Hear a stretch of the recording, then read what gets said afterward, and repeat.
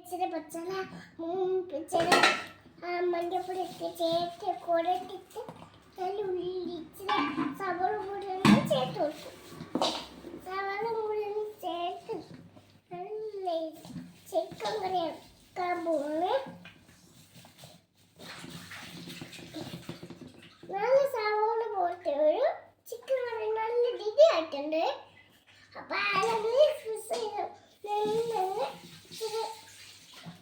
അരച്ചു കൊടുക്കുക. അരച്ചു കൊടുത്തിട്ടുണ്ട്. നമ്മൾ ഇങ്ങനെ മിക്സ് ചെയ്ത് കൊടുത്തിട്ടുണ്ട്. ചിക്കൻ ഉണ്ടാക്കിയിട്ട് ബൈ ബൈ. Bye bye.